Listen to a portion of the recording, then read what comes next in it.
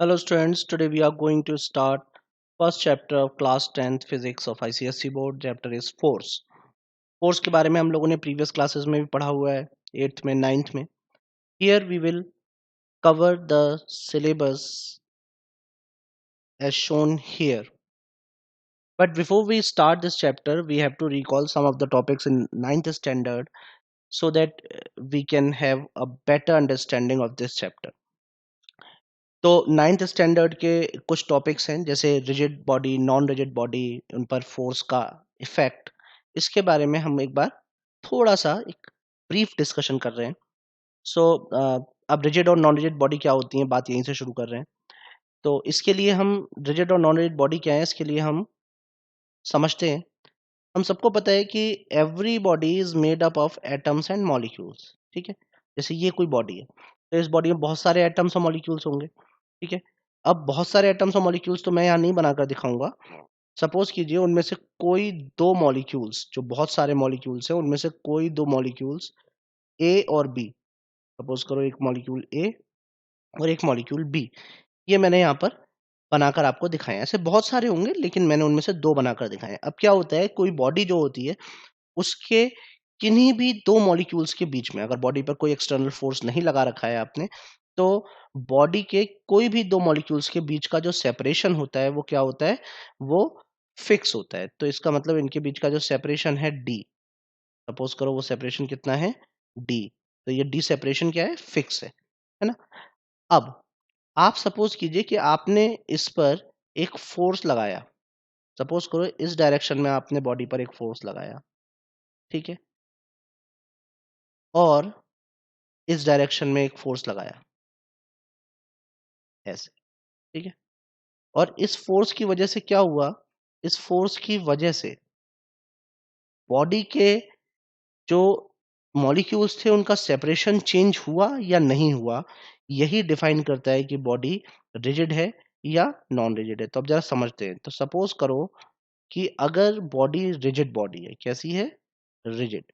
If the body is rigid, तो rigid body में क्या होता है, रिजिड बॉडी में जो डी है ये फिक्स रहता है.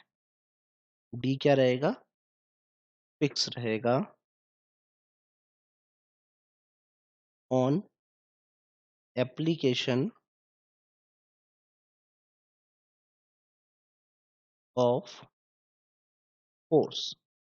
यानी आप फोर्स लगा भी रहे हैं, जैसे यहाँ पर आपने एक फोर्स सपोज करो F1 यहाँ लगाया, F2 यहाँ लगाया, तो इन दो फोर्सेस के लगने के बाद भी क्या है, डी की वैल्यू फिक्स है. ठीक है, और दूसरी बॉडी कौन सी है, अगर बॉडी ऐसी है कि उसमें आपने फोर्स लगाया और इसकी वजह से उस बॉडी के जो मॉलिक्यूल्स के बीच का सेपरेशन है ये चेंज हो गया. यानी अगर सपोज करो बॉडी नॉन रिजिड बॉडी है तो क्या होगा, नॉन रिजिड बॉडी में जो मॉलिक्यूल्स के बीच का सेपरेशन है डी, ये फिक्स नहीं होगा. ठीक है, D is not fixed on applying force. Force लगाने पर जो डी है वो क्या नहीं होगा, फिक्स नहीं होगा. यानी फोर्स लगाने पर डी इंक्रीज भी हो सकता है. ठीक है, ये जो डी है ये इंक्रीज भी हो सकता है और डिक्रीज भी हो सकता है डिपेंडिंग अपॉन कि फोर्स कैसे लगाया जा रहा है. तो यहां से ये बात समझ में आई कि इसका मतलब अगर if you apply force on a rigid body then it causes only motion in the body, but when this force is applied on a non-rigid body it can cause both change in its size or shape and also motion.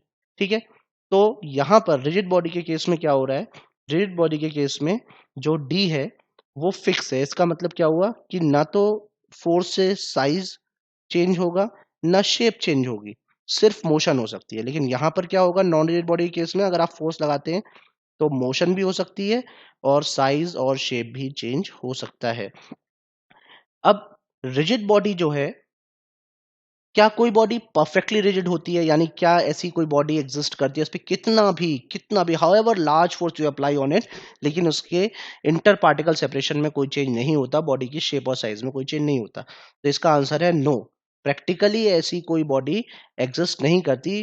Perfectly rigid body is an ideal case. Practically जो extremely hard bodies होती हैं, जिनको break करने के लिए बहुत सारा force required होता है, ऐसी बॉडीज को हम मान लेते हैं कि वो ऑलमोस्ट रिजिड है। लेकिन इसका कोई स्टैंडर्ड नहीं है कि कितनी फोर्स तक बॉडी नॉन रिजिड है उसके बाद बॉडी रिजिड होगी। It varies from observation to observation, ठीक है। लेकिन इन सारे बातों में एक बात समझ में आनी चाहिए हमें कि एक्चुअली वो फैक्टर जो ये डिसाइड कर रहा है कि बॉडी रिजिड है या नॉन रिजिड, वो फैक्टर कौन है? फोर्स। क्योंकि जब तक कि बॉडी पर फोर्स नहीं लगा था, तब तक तो बॉडी जो है वो रिजिड है या नॉन रिजिड इसका पता ही नहीं था। तो एक्सटर्नल फोर्स जो है, ये वो फैक्टर है जो डिसाइड करेगा। तो अब इसके बारे में क्या समझा जाए? तो actually force is any external agent which either changes or tries to change the shape or size or state of rest or motion of the body. या तो चेंज कर देता है या करने की कोशिश करता है। एग्जाम्पल, अगर आप किसी बॉल को पुश करते हैं तो बॉल मूव कर जाती है, लेकिन अगर आप बॉल को पुश कर रहे हैं, दीवार पे आप फोर्स लगा रहे हैं, तो बॉल अपनी जगह से मूव नहीं करती। दोनों केसेस में आप समझें तो एक केस में फोर्स ने बॉल को मूव करा दिया, लेकिन वॉल को, दीवार को फोर्स मूव नहीं कर पाए, बट स्टिल यू ट्राइड ना, कोशिश तो आपने की, ठीक है। नहीं करा पाए वो बात अलग है, लेकिन कोशिश की। तो force is an external agent which either changes or tries to change the state of rest or motion or size or shape of the body. Clear ये? अब फोर्स की तो क्वालिटेटिव डेफिनेशन थी जो उसके नेचर को शो कर रही थी, लेकिन फोर्स की एक क्वांटिटेटिव डेफिनेशन भी है, जो कि एक साइंटिस्ट थे सर आइजैक न्यूटन, उन्होंने 3 लॉज ऑफ मोशन दिए थे। उनमें से सेकेंड लॉ फोर्स की उस क्वांटिटेटिव डेफिनेशन को, जो क्वांटिटी को डिसाइड करता है, क्वांटिटेटिव डेफिनेशन को डिसाइड करता है, वो है न्यूटन का सेकेंड लॉ। तो न्यूटन सेकेंड लॉ क्या कहता है वो समझते हैं। न्यूटन सेकेंड लॉ के अकॉर्डिंग जो फोर्स है एफ वेक्टर, वो डायरेक्टली प्रोपोर्शनल है dp अपॉन dt के। What does it mean? It means that external force applied on a body is directly proportional to its rate of change in momentum. यहाँ d upon dt क्या show कर रहा है? Rate of change को। और p क्या है? p is linear momentum. Clear? अब हम लोगों ने पढ़ा है कि p जो होता है वो क्या होता है? p vector is equal to m v vector, ठीक है। तो therefore f will be directly proportional to d over dt m v vector.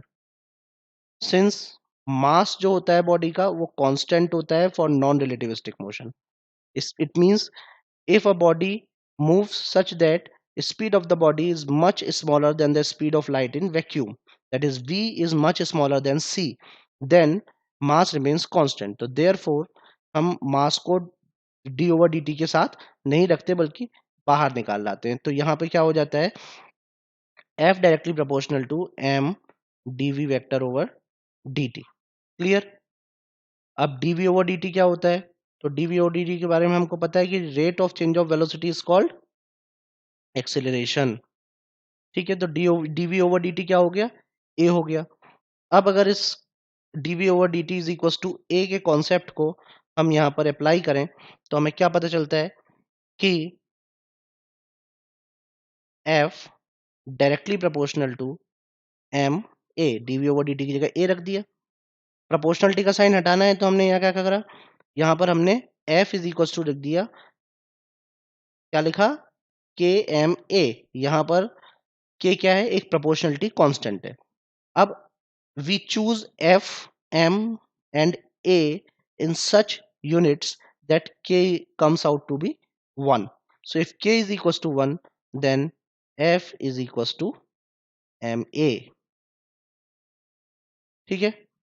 f is equals to ma, ये वो फॉर्मूला है जो आप लोगों ने पढ़ा है 9th क्लास में। इस पर बेस्ड कई सारे न्यूमेरिकल्स भी सॉल्व किए हैं। ठीक है, is it clear now? Now we will move forward. ऐसा यूनिट ऑफ फोर्स क्या होती है? ऐसा यूनिट ऑफ फोर्स, यहां आप देखिए, ऐसा यूनिट ऑफ फोर्स होती है न्यूटन। क्या होती है? न्यूटन। ठीक है, इसके अलावा इसकी कुछ ग्रेविटेशनल यूनिट भी होती है, kgf, kilogram force. 1 kilogram force is equal to g newton होता है, where g is acceleration due to gravity, और इसकी average value on the earth surface is 9.8 metre per second square. Also force is a vector quantity. Force क्या है? Vector quantity है। ठीक है, clear? I hope you are not having any doubt till here. Now we will understand the effect of force on different type of motion. तो अब basically क्या है कि अगर कोई रिजिड बॉडी है, ठीक है, और उस रिजिड बॉडी पर आप फोर्स लगाते हैं, तो क्या होगा? उसमें दो टाइप की मोशंस पॉसिबल है, एक तो लीनियर और ट्रांसलेशनल मोशन, और एक रोटेशनल मोशन। समझ लेते हैं कि ये क्या है। तो सपोज करो कि जैसे लीनियर मोशन है, तो लीनियर मोशन क्या है वो समझो पहले। So students, suppose this is a ball. Suppose here it is a ball. Okay, now you apply force. You apply force on the ball in this direction. This is the force that you are applying. So ball will start moving in this direction because it is not fixed. So it will start following the direction in which the force is applied, and hence it will start moving. ठीक है, तो such a motion in which when force is applied on a body which is free to move, then such a body follows a straight path in the direction of the force applied, and such a motion is called translational or linear motion. Okay, suppose कीजिए आप किसी को धक्का दे देते हैं आगे की तरफ, तो या आप किसी को पुश कर रहे हैं, किसी गाड़ी को, किसी सामान को पुश कर रहे हैं, तो such a motion in which you are pushing a body and body is free to move, so it is moving forward, और you are pulling something, it comes towards you, such a motion is called straight line or linear or translational motion. Translational motion में क्या होता है कि body में displacement होता है। क्या होता है? बॉडी में डिस्प्लेसमेंट होता है, यानी जो बॉडी थोड़ी देर पहले, एज यू कैन सी, कि थोड़ी देर पहले बॉडी यहाँ पर थी, ठीक है, थोड़ी देर पहले बॉडी कहाँ है? यहाँ पर, but after some time it will come to this place. थोड़ी देर बाद ये कहाँ पर आ जाएगी? यहाँ पर आ जाएगी। क्यों? क्योंकि इसमें मूवमेंट हुआ। Okay, so there is a displacement. क्या हुआ? यहाँ से यहाँ तक ये डिस्प्लेस हो गई। ठीक है, तो ये जो डिस्प्लेसमेंट होता है बॉडी में, it is because of translational motion. ठीक है, but now the second one is rotational. What is rotational motion? Rotational motion क्या है? अब सपोज कि बॉडी जो है वो फिक्स है अपनी जगह पर, मतलब बॉडी जो है वो अब मूव नहीं कर रही, बल्कि अपनी जगह पर किसी एक पॉइंट पर फिक्स है। It is not now free to move like this. Suppose ये एक बॉडी है, इस बॉडी को इस पॉइंट पर फिक्स किया हुआ है। ठीक है, तो अब जो है, जब आपने इस बॉडी को इस पॉइंट पर फिक्स कर दिया और फिर आपने इस पर फोर्स लगाया, तो अब क्योंकि ये तो इस पॉइंट पर फिक्स है ना, तो जब आपने इस पर ये फोर्स लगाया, तो इस फोर्स की वजह से क्या ये बॉडी कभी भी इस पॉइंट पर पहुंच जाएगी? यहां तक आ जाएगी? कभी नहीं आएगी, आ ही नहीं सकती। क्यों नहीं आ सकती? बिकॉज ये तो इस पॉइंट पर फिक्स है। तो जब ये इस पॉइंट पर फिक्स है, जब ये पॉइंट ओ पर फिक्स है बॉडी, इस पॉइंट पर फिक्स है, suppose this is point O, इस पर फिक्स है, तो ये यहाँ को छोड़कर यहाँ तो कभी नहीं जाएगी। तो उस केस में क्या होगा कि इस टेंजेंशियल फोर्स की वजह से, due to this tangential force, the body will start rotating about this point.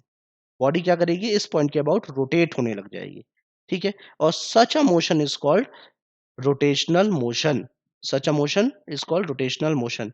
If a body is pivoted at a point and a force is applied on the body at a suitable point, it rotates the body about the axis passing through the pivoted point.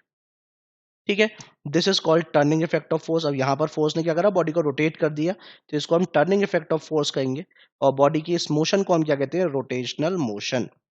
ठीक है, as we have discussed in this example, जैसा हमने यहाँ पर example में समझा है। I hope it is clear to you कि यहाँ पर बॉडी जो है वो अपनी जगह से डिस्प्लेस नहीं होगी बल्कि अपनी जगह पर ही क्या करेगी, मूव होती रहेगी। सो it is called rotational motion. Clear. इसका एक और एग्जांपल है, वैसे बहुत सारे एग्जांपल्स है जो आपने अपनी डेली रूटीन लाइफ में देखे हुए हैं, but we will discuss them later. But एक और एग्जांपल है इसका, जैसे सपोज कीजिए डोर्स आप सबने देखे होंगे, दरवाजे, ठीक है, जिनसे हम बाहर आते हैं अंदर जाते हैं। तो वो जो डोर्स हैं वो भी इसका एक अच्छा एग्जाम्पल है to understand what is rotational motion. तो डोर का एग्जाम्पल समझने के लिए हम क्या करते हैं, हम पहले एक डोर इमेजिन करते हैं। तो यहाँ पर सपोज करो कि ये एक डोर है, ठीक है, एक डोर यहाँ पे बनाते हैं। सपोज कि ये डोर है, ठीक है, it is a door, okay. और इस डोर की ये हिंजेस हैं जहां पर वो डोर फिक्स होता है, ठीक है, ये वो हिंजेस हैं जहां पर डोर फिक्स है, ओके, इस जगह पर ये डोर फिक्स है। तो अब क्या होता है कि आप जब जो है इस डोर में यहाँ पर एक ये हैंडल बना हुआ है, ठीक है, अब इस हैंडल पर जब फोर्स लगाते हैं, सपोज कीजिए आपने हैंडल पकड़ के ऐसे बाहर की तरफ इस पर एक फोर्स लगाया नॉर्मली आउटवर्ड, तो क्या होगा, क्या ये डोर यहाँ से आपके साथ जिस डायरेक्शन में आप फोर्स लगा रहे हैं उस डायरेक्शन में आ जाएगा? नहीं। ये क्या होता है, ये आपने फोर्स लगाया बट ये डोर ट्रांसलेशनल मोशन नहीं करेगा, बल्कि इस एक्सिस के अबाउट ऐसे रोटेट कर जाएगा, ठीक है, यानी ये डोर रोटेट कर जाएगा इस एक्सिस के अबाउट, ठीक है। तो this is also an example of rotational motion, ठीक है। ये क्या हो गई, ये जो हिंजेस हैं इनको आप क्या कहेंगे, they will be called axis of rotation. इसको क्या बोलोगे आप, एक्सिस ऑफ रोटेशन, ठीक है, क्लियर। इसके अलावा जैसे फैन, फैन का एग्जांपल, फैन आप लोगों ने देखे होंगे, सब लोगों ने, अरे फैन वही पंखा, पंखा क्या होता है, देखो, जैसे पंखे में आपने देखा होगा एक ऐसे गोल सी मोटर होती है, ठीक है, ये एक मोटर होती है, यहाँ पर एक रॉड होती है, इससे वो पंखा हैंग हो रहा होता है, ठीक है, इसको शाफ्ट कहते हैं। ये एक शाफ्ट होती है इस तरीके से, ठीक है, जिससे कि वो पंखा हैंग होता है। और इसके बाद क्या होता है, यहाँ पर इसमें वो ब्लेड्स होते हैं जिनसे हमको हवा लगती है, ठीक है, ये यही तो होता है फैन। अब इस फैन में भी क्या होता है, आप स्विच ऑन करते हो तो किसी तरीके से, जो कि हम बाद में समझेंगे, इलेक्ट्रिक फोर्स एक होता है, तो वो उस इलेक्ट्रिक फोर्स की वजह से मोटर जो है वो एक फोर्स लगा देती है, और उस फोर्स का इफेक्ट होता है कि ये जो फैन है ये इस एक्सिस के अबाउट रोटेट करने लग जाता है इस तरीके, ठीक है, ये, और ये जब घूमता है तो हमको हवा लगती है। So this is also an example of rotational motion. Clear, इसमें आपको कोई डाउट नहीं होगा।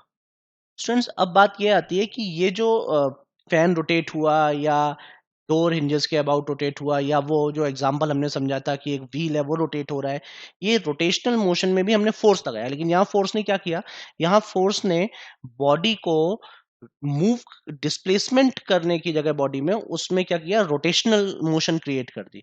तो ये फोर्स का एक नया इफेक्ट है, और इस इफेक्ट को हम कहते हैं टर्निंग इफेक्ट और मोमेंट ऑफ फोर्स और टॉर्क, ठीक है। अब ये क्या है, इसको जरा समझते हैं।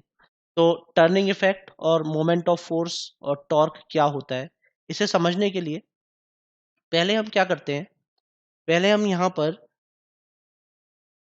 ये एक बॉडी लेते हैं, किसी भी एक रैंडम शेप की, ये हमने एक रैंडम शेप की बॉडी ले ली, ठीक है, ये बॉडी इस पॉइंट ओ पर फिक्स है, और ये एक वर्टिकल एक्सिस है, ठीक है।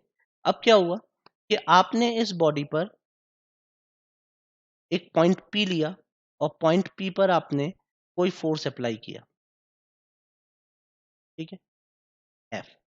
तो अब क्या होगा, ये बॉडी इस एफ फोर्स की वजह से मूव तो नहीं करेगी अपनी जगह से, क्या होगा, ये बॉडी इस एफ फोर्स की वजह से इस एक्सिस के अबाउट रोटेट कर जाएगी, ठीक है। इस एक्सिस के अबाउट क्या हो जाएगी, ऐसे रोटेट होने लग जाएगी एज इज शोन हियर। ठीक है, क्या होगा बॉडी में, रोटेशन हो जाएगा, है ना, इस तरीके से। और ये जो रोटेशन हुआ, ये रोटेशन इस फोर्स की वजह से हुआ। तो अब ये एक्सिस ऑफ रोटेशन है और ये इस फोर्स की लाइन ऑफ एक्शन कहाँ है, ये रही। ठीक है, तो line of action of force और एक्सिस ऑफ रोटेशन के बीच में जो परपेंडिकुलर डिस्टेंस है वो सपोज करो d है। तो इस केस में जो टॉर्क है, टॉर्क या मोमेंट ऑफ फोर्स या टर्निंग इफेक्ट, वो क्या हो जाता है, उसको हम एक तो एक स्पेशल लेटर से शो करते हैं। स्पेशल लेटर है, ग्रीक लैंग्वेज का लेटर होता है, इसको कहते हैं टाउ। ठीक है, it is read as tau. और टॉर्क इज इक्वल टू होता है, दो फैक्टर्स पर डिपेंड करता है ये, एक तो मैग्नीट्यूड ऑफ द फोर्स और दूसरा perpendicular distance between the axis of rotation and line of action of force. इन दो फैक्टर्स पर टॉर्क डिपेंड करता है। ठीक है, तो perpendicular distance between line of action of force and axis of rotation क्या हो गई, d हो गई। और मैग्नीट्यूड ऑफ फोर्स क्या हो गया, f हो गया। और इन दोनों का जो प्रोडक्ट होता है वही टर्निंग इफेक्ट ऑफ फोर्स या टॉर्क को डिटरमाइन करता है। ठीक है, तो as you can see here, turning effect of force on a body depends on the following two factors. One is magnitude of force applied and other is perpendicular distance of the line of action of force from the axis of rotation or pivoted point. Clear?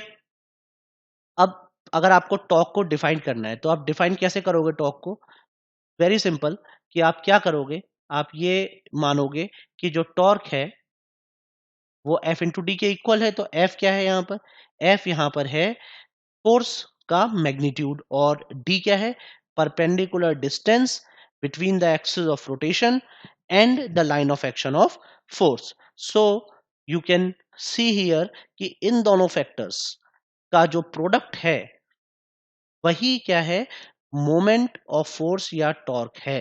You can see the turning effect on the body depends on the product of both of the above stated factors.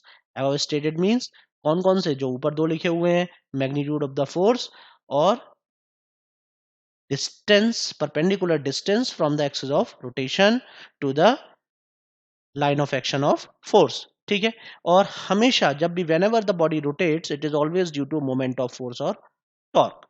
ठीक है, अभी torque की definition यही हो गई, the moment of force और torque is defined as the product of magnitude of force and the perpendicular distance of line of action of the force from the axis of rotation.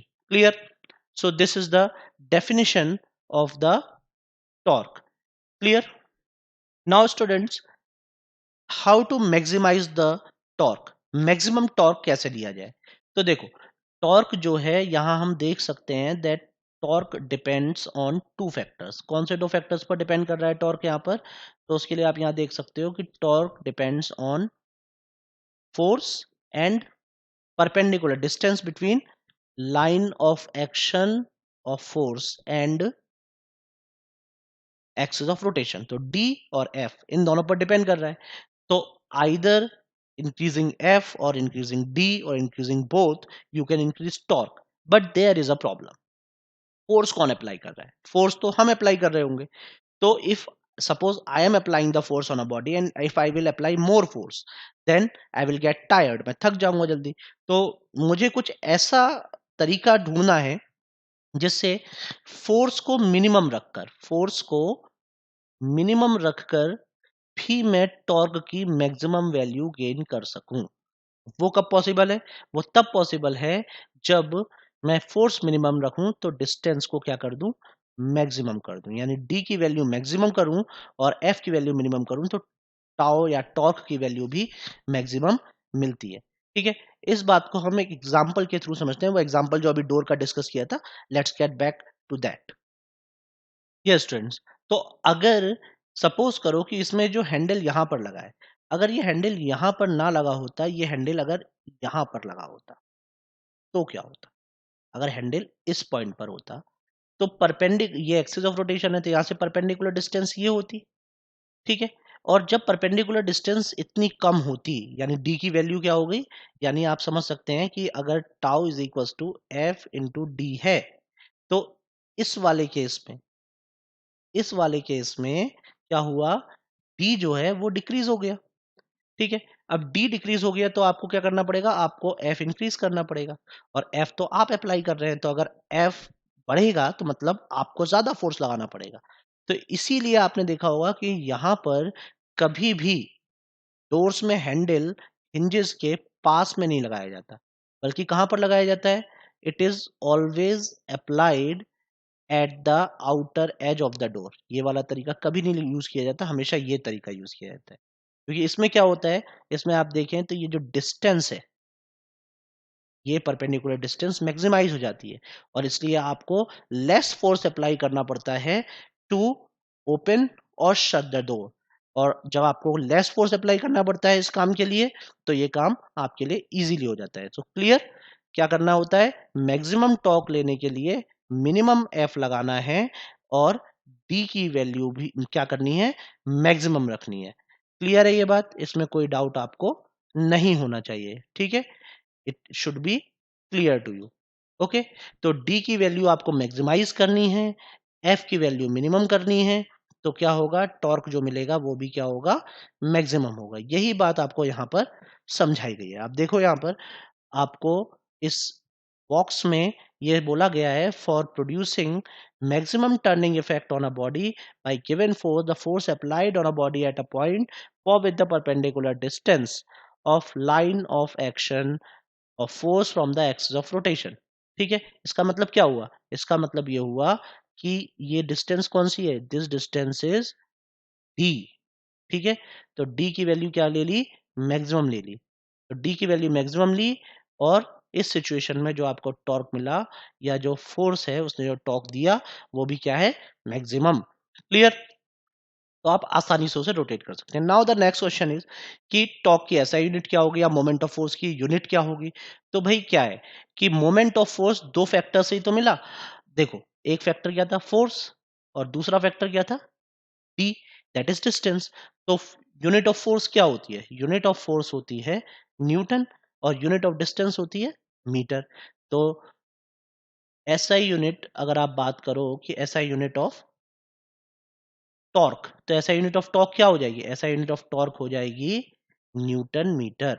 Clear, this is abbreviated as newton meter like this. CGS की अगर हम बात करें, तो CGS unit of moment of force क्या होती है, तो उसके लिए सीजीएस यूनिट ऑफ फोर्स क्या होती है, सीजीएस यूनिट ऑफ फोर्स होती है डाइन, और सीजीएस यूनिट ऑफ डिस्टेंस होती है सेंटीमीटर। तो मोमेंट ऑफ फोर्स की सीजीएस यूनिट क्या हो जाएगी, डाइन सेंटीमीटर। ठीक है, अभी फोर्स को सपोज कीजिए, force is measured in gravitational unit. Gravitational unit वही किलोग्राम फोर्स या ग्राम फोर्स में अगर उसे मेजर किया गया है, तो उस केस में मोमेंट ऑफ फोर्स की जो यूनिट हो जाएगी वो क्या हो जाएगी, केजीएफ मीटर। और सीजीएस सिस्टम में क्या हो जाएगी, GF centimetre, gram force centimetre. ठीक है, इंटर कन्वर्जन ऑफ यूनिट, एक सिस्टम ऑफ यूनिट से दूसरे सिस्टम ऑफ यूनिट में अगर कन्वर्ट करना है, सपोज कीजिए न्यूटन मीटर को डाइन सेंटीमीटर में करना है, तो 1 newton meter is equal to 10 to the power 7 dyne centimeter. 1 kgf meter is equal to 9.8 newton meter, और 1 gf centimeter is equal to 980 dyne centimeter. Okay students, so this is the basic concept about the torque and rotational motion. I hope you all have understood it well. Next we'll continue in our next lecture. Thank you.